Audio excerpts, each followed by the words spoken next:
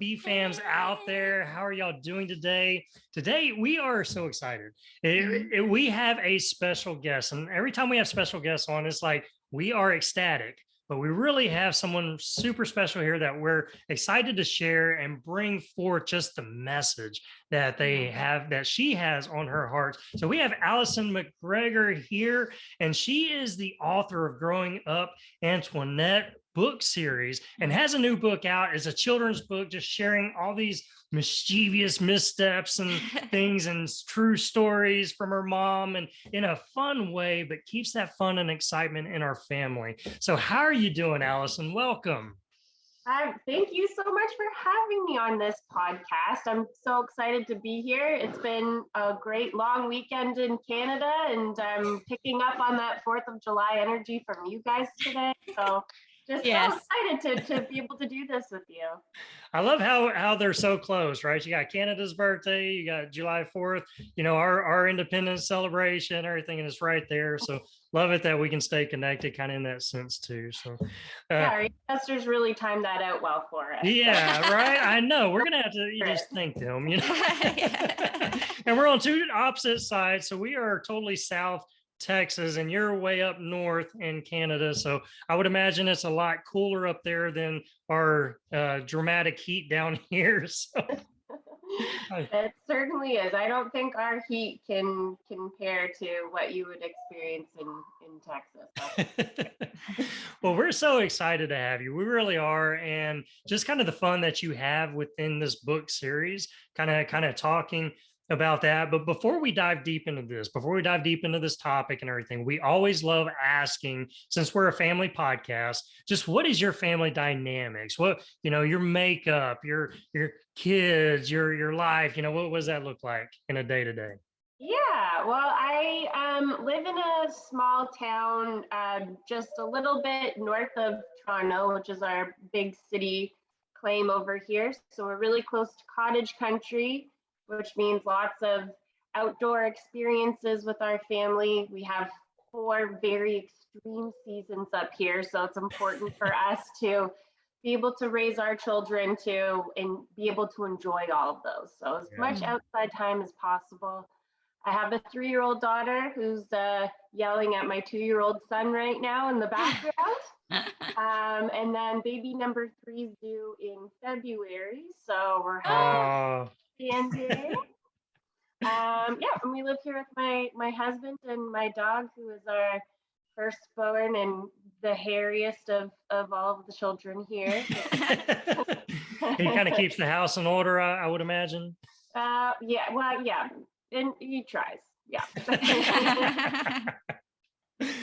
So just reading your storybook and just reading your history, becoming an author and going into this stage of telling these stories, because you're sharing your mother's stories and her adventures and growing up. So at what point did you just fall in love with your family history and the stories? Like, was she always a storyteller, or is that something as an adult you started to ask questions? Like, how did that come about?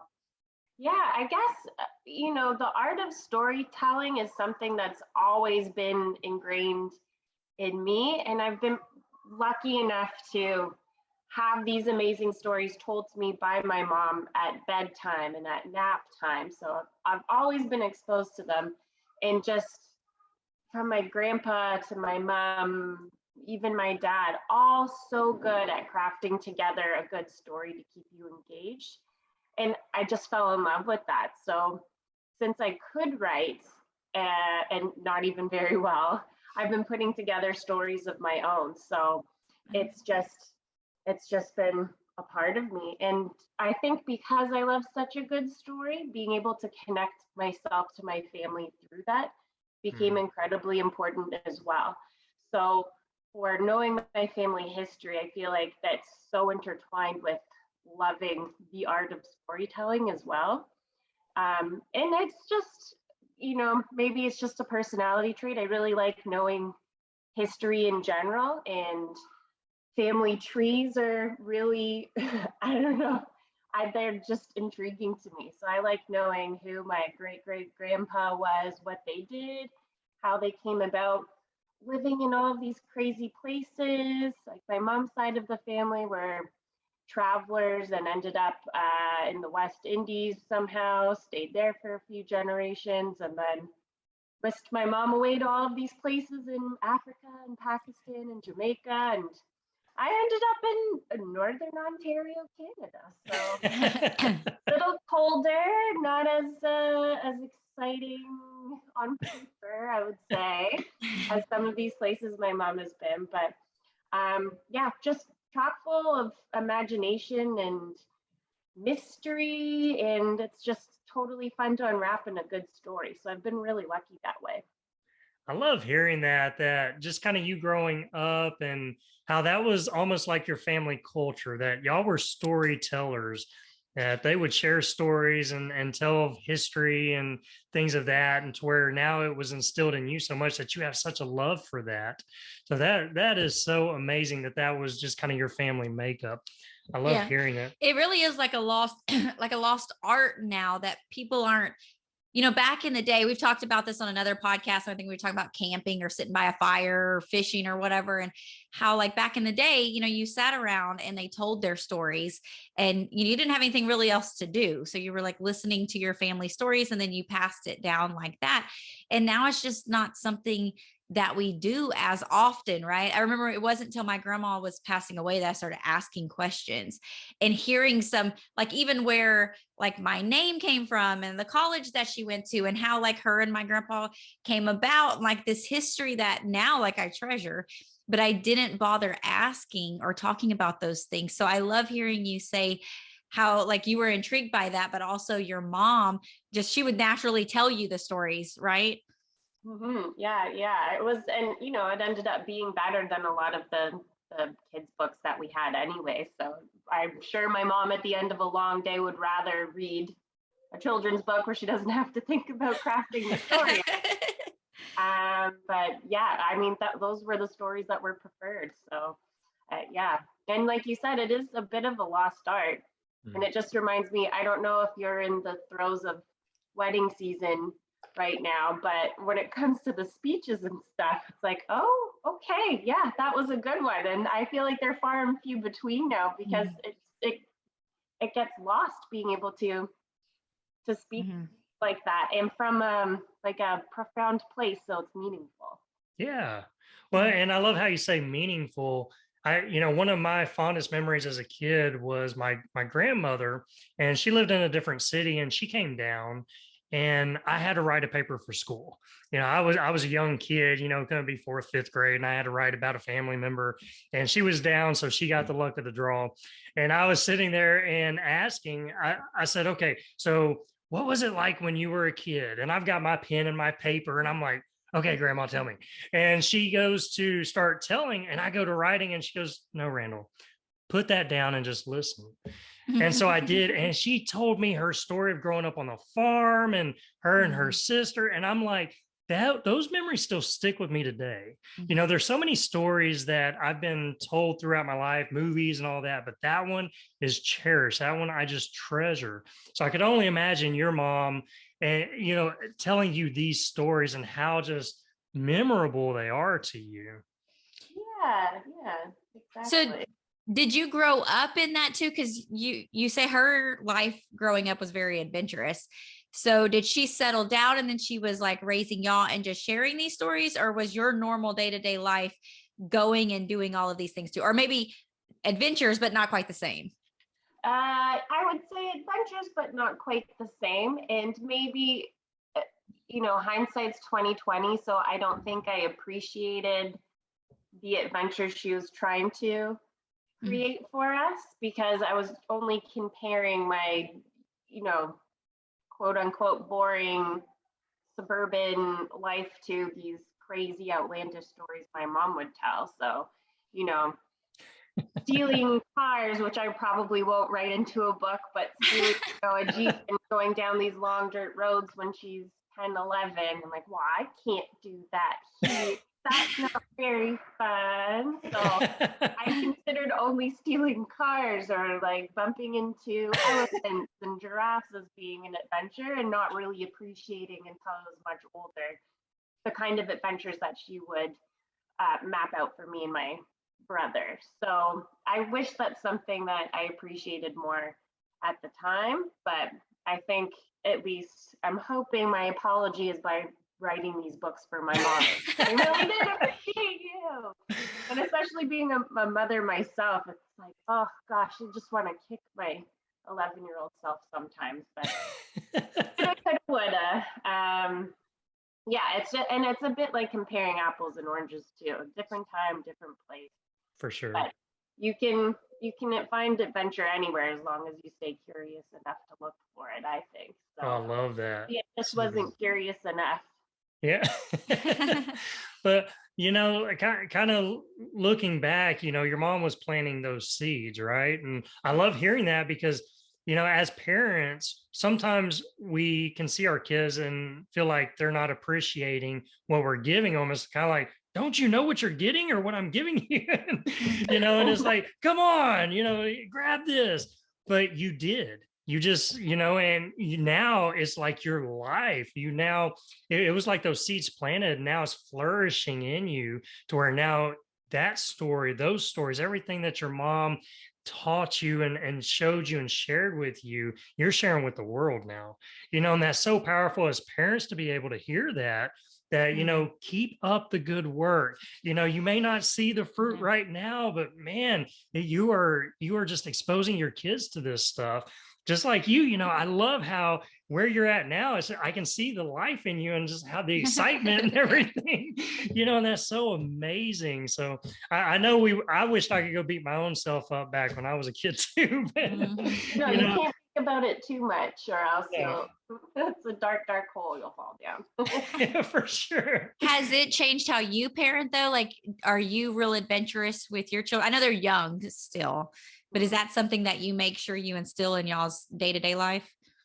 Yes, absolutely. I think especially too, given the circumstances that COVID has thrown everybody into. So it was a lot of just me and my daughter and my young newborn son at home with nobody else around. You really have to make the most of the day. So it's burying stuff in the backyard and uncovering it, and long walks and thinking, oh, what do you think that bird's saying to that bird, and trying to leave all questions open so that she can come up with her own answer.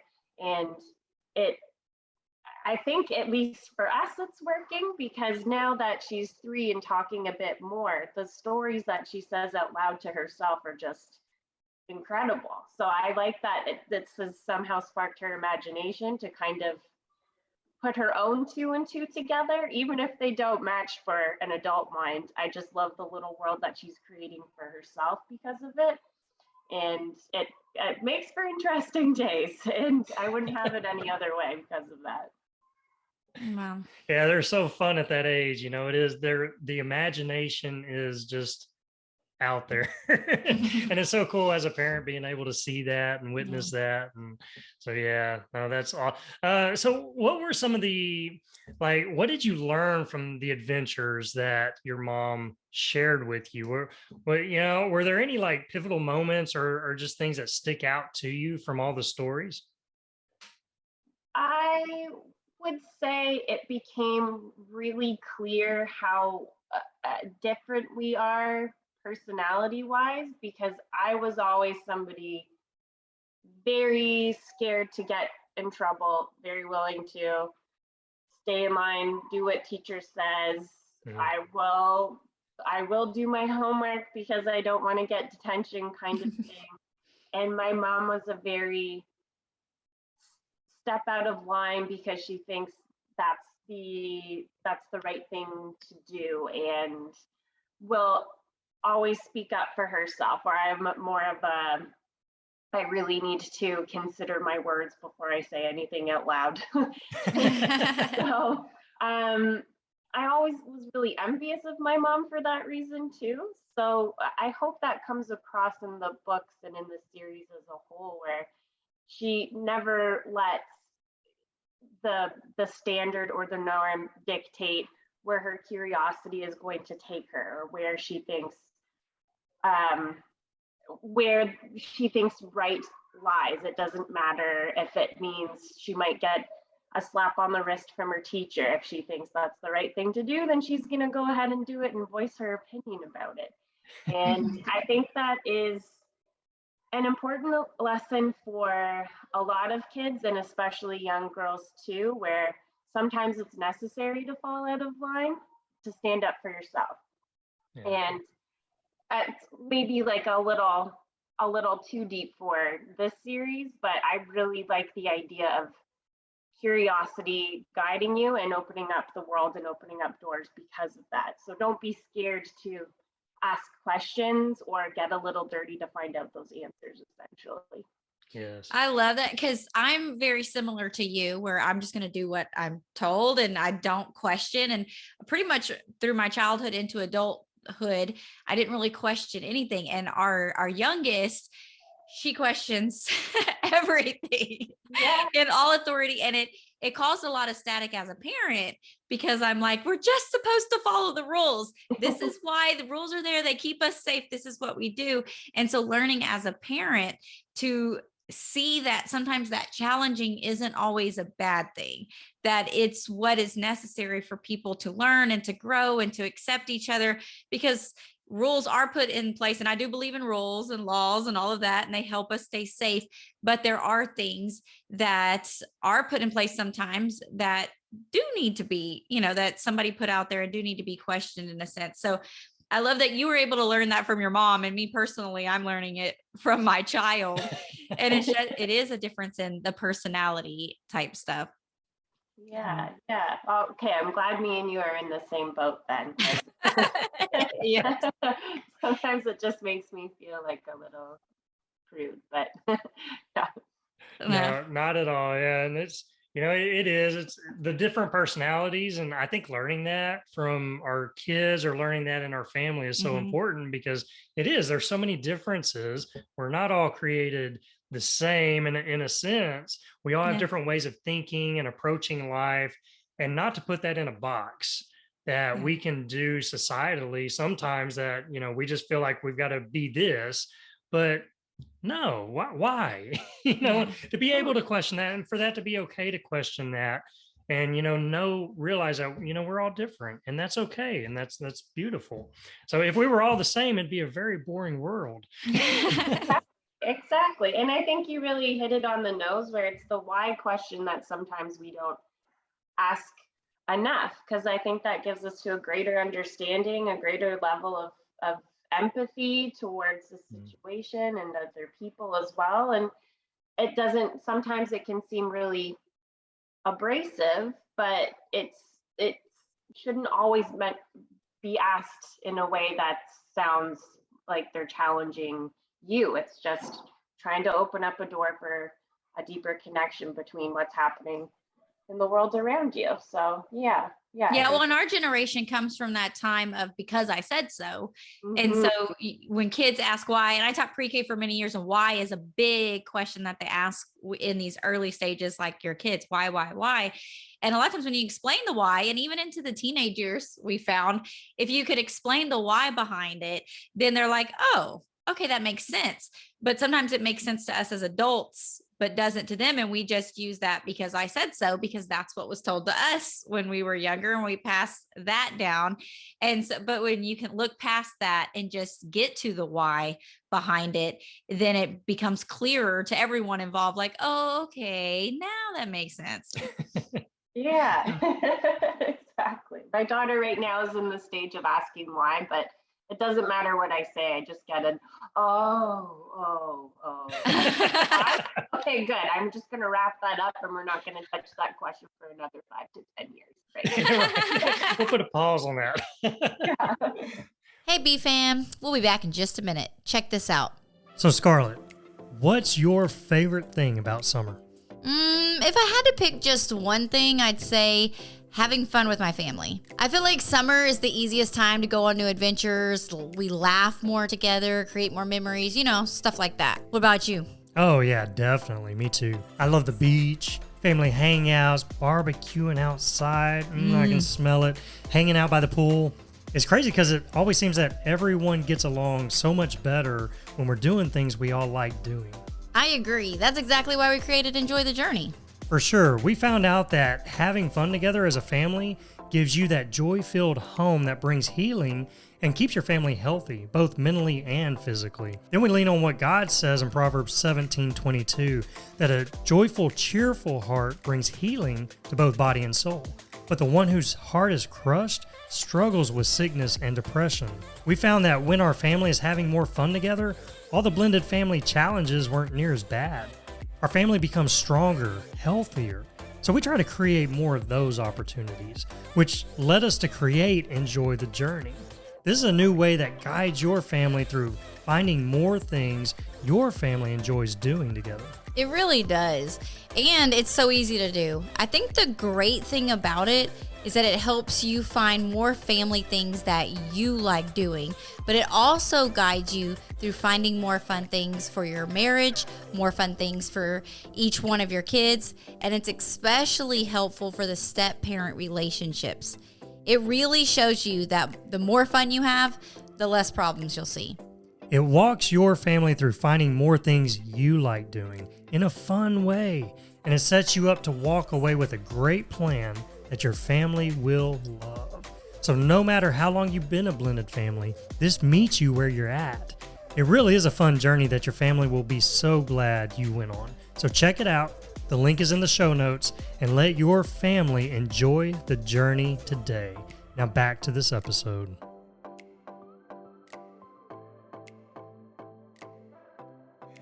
Well, we believe so much, just kind of our experience and all other families that we've been seeing and talking to. And just as a blended family, there's so many divisions and walls coming up initially for blended families. And so we really believe that fun has a way of connecting us. Having fun, having adventure, doing new things creates deeper bonds in any family, especially blended families, but in any family. And we love just saying, go out and have more fun with your family. Go out and do new things, create more adventures and experience these new things. So just kind of pulling from your information, your insight, your life, your wisdom, kind of everything that your mom's poured into you, now being a mom yourself and having kids and kind of where you're at in life, now being an author, kind of sharing these things. What advice could you give to just how could we create that environment and be more adventurous and have more fun in our family? Mhm. That's a really good question, and kind of what I touched on before, where I didn't appreciate at the time my mom's adventures compared to what my adventures were. But I think exploring whatever new is for your family and getting input from everybody, like what do you find fun, or isn't this experience fun, and you start to do these open-ended questions where you get everybody's feedback from it too, helps with the inclusiveness of the adventure. And then I think that experience becomes more meaningful. It'll root in your memories as something positive because of that. And it doesn't have to be flashy, like going to an amusement park or going on a fancy trip somewhere exotic. We try to, and again, especially because of COVID, where you can't really go anywhere, Right. we make the most in our backyard. So it became, how many snowmen can we build in 15 minutes? That's what answer was 0, but it was fun seeing everybody trying to roll together a ball. We tried to see who could build the biggest mountain in the backyard and who could climb to the top and say, you think this is as high as Everest? And then they ask, what Everest? And that becomes a fun indoor activity once we're done. So for us, it was really easy to use the elements outside to our advantage. I also think the fresh air is perfect for adventures too. It just puts everybody in the right mindset. Yes. But you can put your spin on anything really and make it fun for the kids. It's just a little bit of imagination. And like the theme of the book is, where it's curiosity is everything. If you keep them engaged by letting them ask questions and have to think about the situation, I think that's where the real adventure unfolds. Yeah.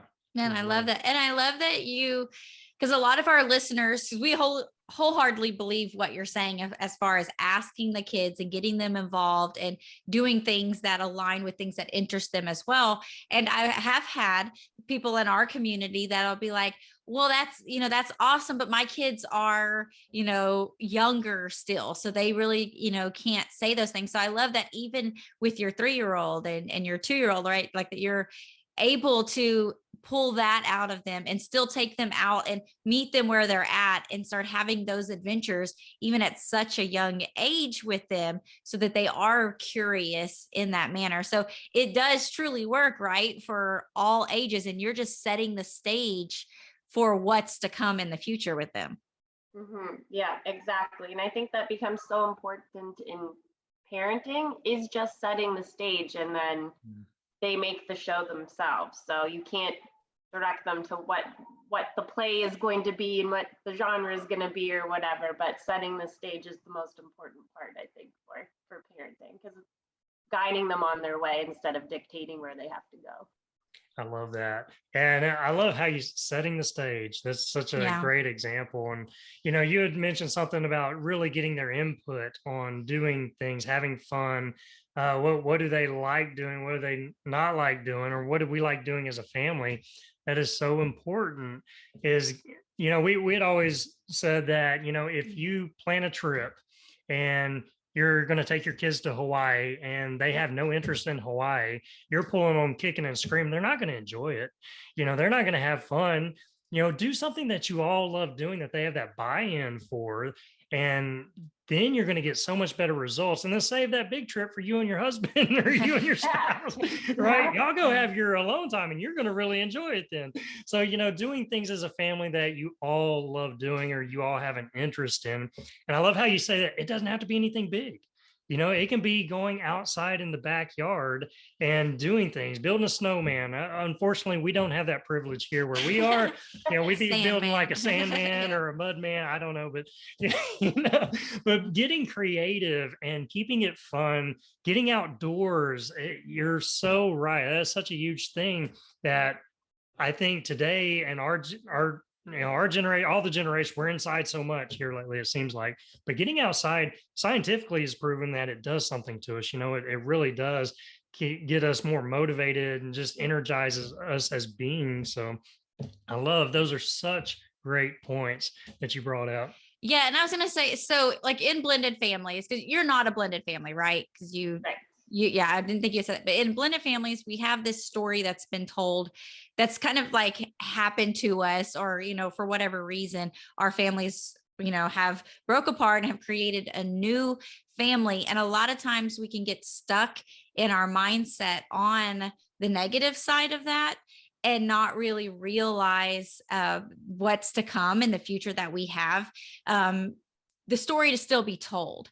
And so, as an author, and just in the way that your family has created these stories, how would you help equip parents now that are in this stage of like, man, I don't want to stay stuck in the negative stuff. I want to be telling a different story for this family that we have. How can they become those storytellers in their own lives now of the future that they have? Oh, that's a really good question. I would say it's like building a wall, you have to start brick by brick, right? So when you want to change the narrative in your way of thinking, it's not going to be okay, all of a sudden I'm just going to be positive now. It will involve steps.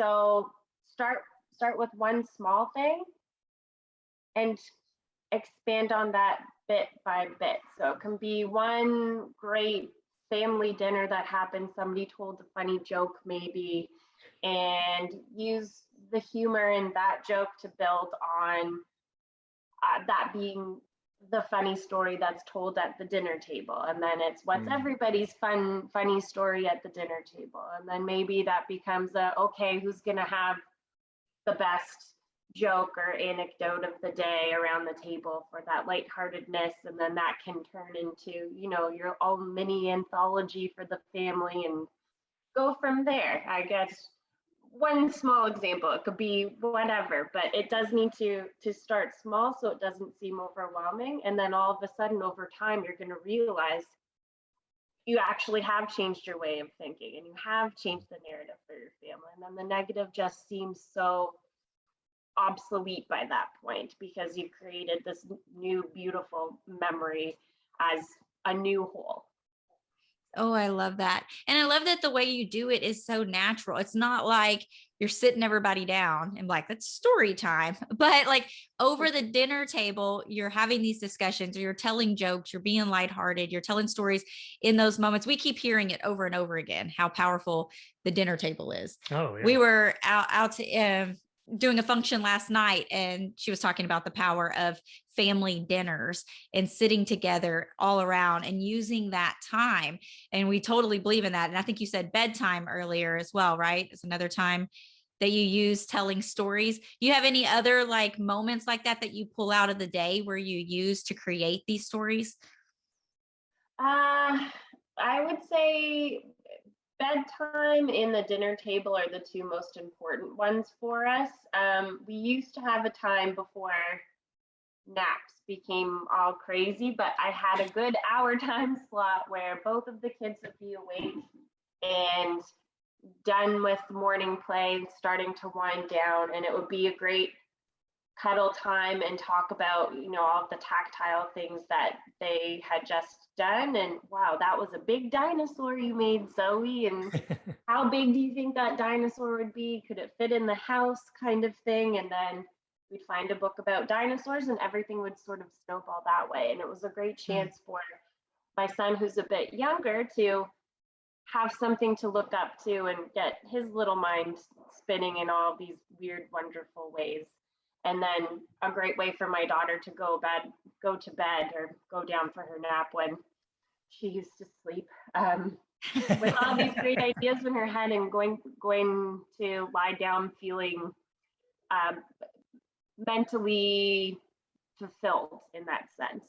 So that was great. But you know, timing really is everything when it comes to those things. So an organized dinner time probably seems like the easiest because you can schedule that a little bit better than the ever fluctuating nap schedule that a lot of parents can relate to. Yes. Yeah, everything is seasonal too. It seems like it seems like the older your kids get, you know, different things and things change. And so being flexible, but I love the point that you had, start small. You know, start small, kind of rewriting stories or rewriting kind of your family and things that you're doing. That way you're not getting overwhelmed, and small, and then it's like a building, you're just block over block, brick over brick. I love that. That's such great advice. You know, I just love your story. I love what you're doing with this book series and how it could just be read with kids and with your kids and things like that. But being able to share your mom's stories through a fun way doing this. So you've got a new book out. So it is called Antoinette and the Story of the Invisible Giraffe. Is that correct? And you got a copy of it that you could hold up for our YouTubers. There it is. And then for our podcast listeners, we're going to have links and stuff down there for it. But such an amazing book. We looked over and read it and everything. Such a cute illustration, way of presenting just that fun and that excitement through the stories, through the animals and stuff. So we really love what you're doing there, and just having the book series to where I'm sure there's going to be many more. You know, I know you're going to continue on with that. It's such an amazing thing. Where can our listeners get a copy of that? Yeah, so it's available online at Barnes & Noble and Amazon.com, or you can contact me through my website, and that's www.growingupantoinette.com. Okay, perfect.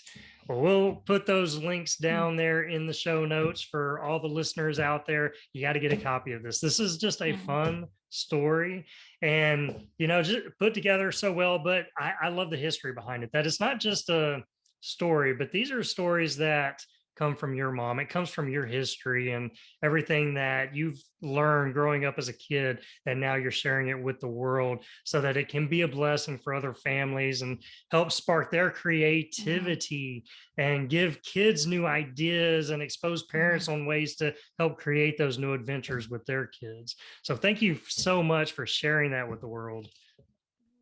Thank you for allowing me to share it on your podcast too. Thank you so much. Well, and children's books are such a great way, as we're talking here today, just that curiosity and asking questions and being able to pull that out, even if it doesn't come naturally to you. But taking a story like this, and like even the illustrations was just pulling out, like as I'm like on page 2 or 3 and I start realizing, like, no, I don't want to give it away because I want them to get the copy and experience it for themselves. But the whole time she's looking for these invisible giraffes, and I start to be like noticing things, and I'm a 40-year-old woman, and I'm like, wait, wait, what? And so it's these ways that it's pulling out, not just the curiosity, but also teaching about these different places as well, and different animals.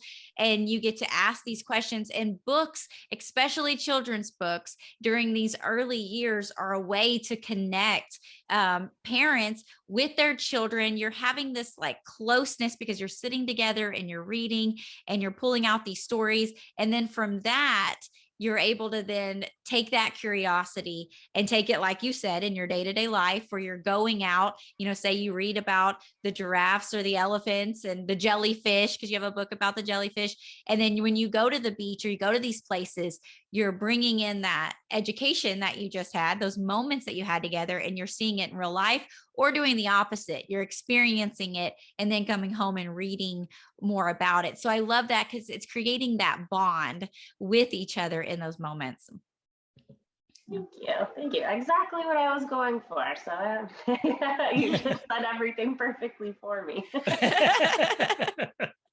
Well, we really do appreciate you being here and sharing and just your heart behind it. We love hearing that. And, just as, all of our listeners getting to hear the story behind the story.